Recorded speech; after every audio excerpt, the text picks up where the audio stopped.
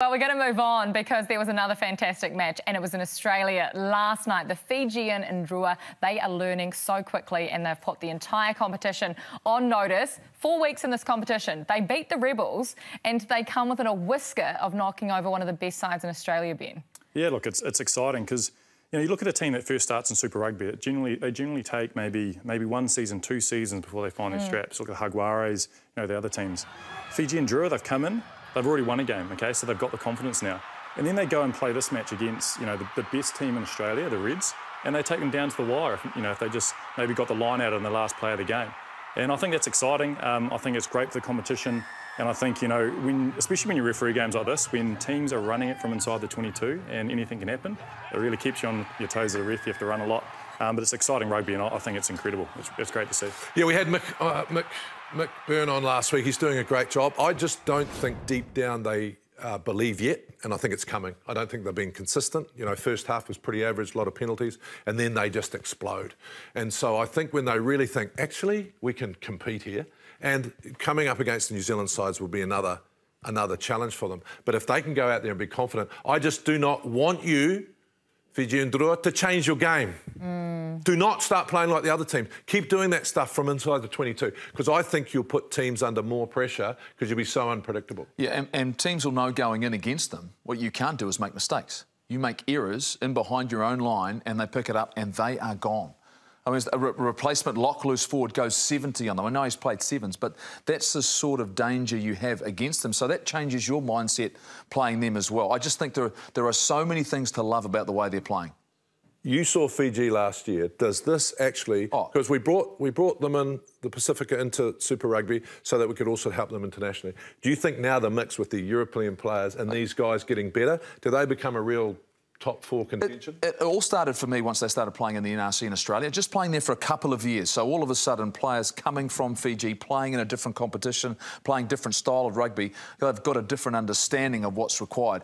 Do I see them as a contender, like I said last week? Absolutely. I think they're a side that are good enough to finish in the top 8 of this competition in their very first year. What about you, Ben? Do you see them as contenders? Well, definitely within Super Rugby, but, if we're talking about Fiji internationally, definitely I think they're within, they could be semi-final contenders at the World Cup. I think they were. I think they were anyway in the way that they played in 2019. Before that, they had, the Drua playing in Super Rugby actually allowing that base of players to help come through because, they've always struggled with getting players from overseas to actually compete for Fiji because of all the windows and all the logistics around that. When they're fully fit and now with all the experience they have with the players coming through, that flair is going to be really hard to stop. I really hope, JK, they get a good season of games, a good season of test matches, Fiji and rugby. The fact I'd love to see us play them again because those contests were really valuable for us and extremely valuable for them. We should play them at Twickenham in the Northern Hemisphere, give them half the gate. You're full of wonderful ideas. Thank you. That was a fantastic take as well. I've never heard these two just stop and listen and not argue with someone, make a hot take on this program. I'm worried about the red card. You're doing very well. Yeah. He may sneak it out of his pocket just yet. You may get penalised, JK. All right, well, this is the first year in Super Rugby Pacific for the Fijian Drua. The Fijians, they have been bringing flair to this competition from the very beginning. I'm giving you one name and one name only, Rupeni. Brilliantly. Mika, quick hands. Mialamu, here he is, Rupeni Thautau. He's going to have Larkham on, beats him easily on the inside. Oh, this is brilliant. Howlett. Rupeni again. Oh, what can't he do? You're number 1, all right, son. Around and a bit awkward. Oh, scooped up brilliantly by Rupeni Thautau. Oh, he's going to get another. Sensational. You start to run out of superlatives for this guy. What skill in these treacherous conditions. Well, the problem here is that nobody told Thautau that the ball's supposed to be slippery. Supposed to be slippery, and he does that, JK. He was quite possibly the most amazing athlete I've ever seen play the game of rugby. And I saw him and he was probably past his physical best.